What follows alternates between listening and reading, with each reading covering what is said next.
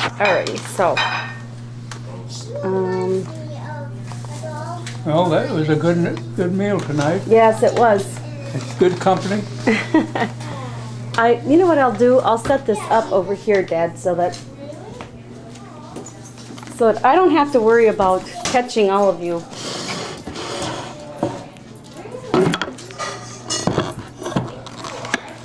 Oh, this is almost the best I've had so far here. Let's see here.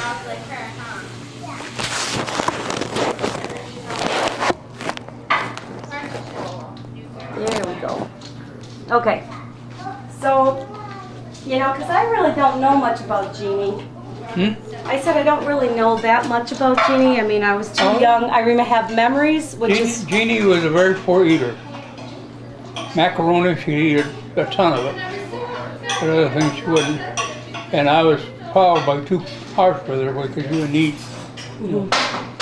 But Dave, my husband Dave, is like you have to belong to the Clean Your Plate Club. You know, you have to eat everything that's on there. Yeah. Well, anyway, during the day, Jeannie would be playing with the little girl up Cypress. Forget the name, man. Anyway, when Mary would come home from school, you know, 2 could have fun, but 3 one's too many. And Jeannie would be out, and she'd come where I was working, and we would talk. I remember we had some real good flowers. I get the kind even now.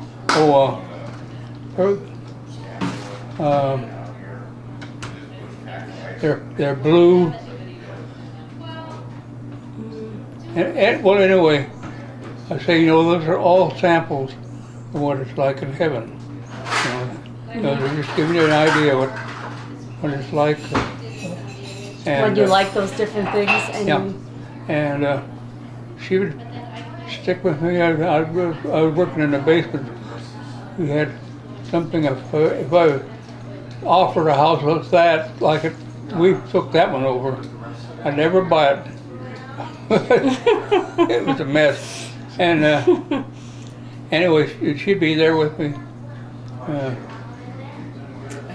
And then at the near the end, she was so happy to be going to kindergarten. She went to 1 week. And on Sunday night, we went over to Lawson's and got some bread milk. And she was stomping along, jumping ahead of me, you know, so forth. And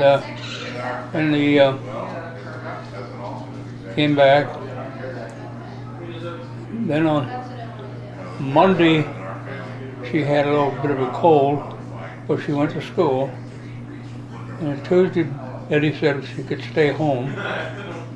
And Eddie noticed that she was going around her neighborhood, you know, like the Flores next door. She was over in their house with Carl and so forth. And then that night, we said, well, we're going to say the rosary for Jean Marie. And we said the rosary. The next day I had to make a presentation to the union. The first time I was sort of uptight about it. But I went to bed and I got up in the morning and she was vomiting. And so I took her into the bathroom and then Eddie said, well, we better call the doctor.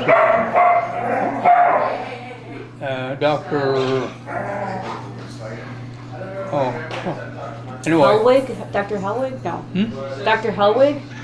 No, Hellwig was later. Okay.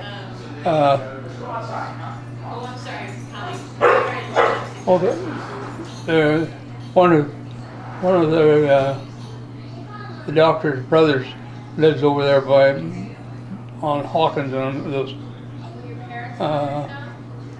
housing development there. Oh, okay. Yeah, I don't know if I know. Well, anyway. Dr. Wakeman? Wakeman. Oh, okay. And he said to take her right into the emergency, and he would be on the way. And we got there and picked her up. Of course, but she would grab my hand, and pinch hard, Yeah. and it wasn't very long till the neurologist was around, and when they told us that she had her the stem. Okay, the brainstem? Brainstem Okay. was very badly eroded, it was infected, Okay. and she could never function. If she got over it, she'd be, But anyway, Betty, of course, was pregnant with Stephen. So she went home, and I was they had her in an iron lung, and her eyes would be dry, so they had me bathe in her eyes, and about 3 in the morning she passed away. So were you there? Do you remember? I was there the whole time, Did you remember actually when she passed away, or were you asleep, or? No, I was awake. I had a job to do, bathing those eyes. Yeah. Yeah. So I mean, did she take those breaths that they talk about, or did you just like go to sleep? Well, she had in his iron lung, so it was an artificial respiration. Okay. So really. You don't really know the exact. I remember, I recognized when she died, and I called the nurse. I have vague recollections of the whole process. I remembered that something happened. I remember sitting at the top of the steps in the hallway. There was the little bedroom and then the bathroom, and then Dave and Bernie's room, and then the girls' room, and then your room, and we were all kind of lined up there and talking and trying to explain to everybody what had happened. And I remember Dave saying, "Why did she have to die? Why did she was so good?" And I didn't understand any of it, So I remember Ruthie and I had to go stay at some lady's house, and we weren't used to staying over anyone else's house. Strickler's. Somebody like over Strickland. Was that like a house? But then we might have stayed there, but there was some lady that we went in the basement and we ate her. I was eating her apples. Ruth and I were eating apples. Oh, that's on the. Like the next street over, it's like a little side street or something. Right. Yeah. And she offered to keep us during the mass or the funeral service or something. And of course, with Ruthie, we go over and read her Strickler. Took her. And they didn't have any go. And the boys didn't particularly like girls. But Lucy was in the playpen, and when we came to pick her up after the funeral, I think we was settling down, she didn't want to come. No, I don't know if I can get this in here. Because they finally had a little girl at their house. Yeah. Well, when our friends had a girl that was Anna's age, and then Dave and I and the kids came back from, Ohio, and we went back to Peshtigo, and I was reading in the newspaper that somebody had died, and I thought, well, that's weird. I know that last name. And I looked, and it was a little girl that was born the same time as Anna was born. And so, Anna had already made her first communion, and this little girl would be probably making she was born, Roxanne's daughter, Kayla, was born in September, and Anna was born in August. So Anna started for kindergarten, and Kayla hadn't, so she was like a year behind in school. And I called Luann, Scott and Luann. You remember Scott and Luann? And said, is this, the little girl? I think it is. And they said, yeah, it was a horrible thing. And when I heard the story, I thought, wow, this sounds a lot like how it was when Jeannie died. So I was able to talk to Mom, and she told me the story and then also told me little things, you know, about, you know, I said, well, what do I tell Roxanne, you know? And one of the things that Mom said was, it was only like a month later, and I was delivering a baby, and the doctor that was delivering said, I thought it was the one I said earlier, Hellwig or somebody or another. Hellwig, OBGYN. And he said something, and Mom realized that had this all happened while she was in the hospital, she could never have forgiven you. You know, I mean, she made that thought in her mind because you wonder, well, why, you know? And then with this couple that we knew, it was nice because Mom told me all these things, and I was able to tell Roxanne the things that went through Mom's mind. And she said, you know what, I'm an RN, and I didn't recognize what was going on. And no one could. It's a fluke. Well, it like from it was named that after that. Well, they called it the Rice syndrome. Yeah. And I remember asking Mom, and she said, you know, it was a really bad viral infection kind of thing. And then later on, I heard more things in a roundabout way, like from the lady that recertifies us for CPR, and about coming to this house, you know, and this family, and how they took her into the hospital and they brought her back. They took her into the emergency room again. They brought her back. And then the third time when they called, she was very limp, you know, and she wouldn't stand. And they life flighted her down to Milwaukee. And it was sort of like she still knew her name and certain things when they got her out of the helicopter.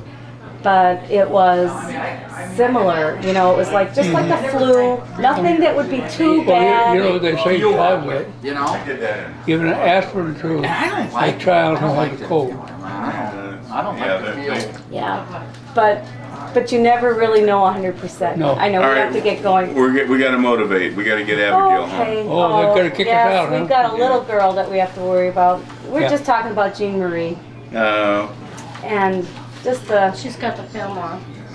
Well, you know, and it's interesting because Mom had told me when I had a friend whose little girl died that was almost the exact same scenario, you know, like a cold and then like a little bit of a flu and a fever. They really watched her. They took her into the emergency room 2 times, and then by like all of a sudden it was like boom, you know, the fever had just like there was not enough signs. She finally concluded that it was Reye's syndrome. Well, That's but what they finally decided it was. It had been it wasn't determined at that point because they didn't know it then. Yeah. But then, like with this family though, the other thing that Mom told me that I thought was interesting, and I told Roxanne and her husband, was that Mom said, you know, a month later she was in the delivery room having Stephen. And if that had happened while she was delivering Stephen, she would never have forgiven Dad. She said, because I would have thought that he didn't see it. He wasn't looking, you know, he should have caught it. But Mom said, I should have caught it. I'm an RN. And it was just, it was beyond my control. And she told me to tell this to this mom. They counseled other families About that. about the whole idea, because so many people, when they have young Blame children, themselves. they blame themselves and they end up divorcing. And they actually ended up going on. And now, this family has, well, they have their one little boy that is now at Steubenville going to college, you know, from Marinette. He went to UW Marinette first. And they decided to have more kids, and they couldn't have more kids, so they adopted this little boy from the Philippines who ended up having another brother. So they ended up adopting the 2 of them, and they're wonderful, wonderful boys. And then they adopted a little boy, and now this little boy's mother had a baby, like surprise, surprise, and they're gonna have like a 4-month-old little girl this summer, and they're like our age. But they're keeping these families together. Yeah.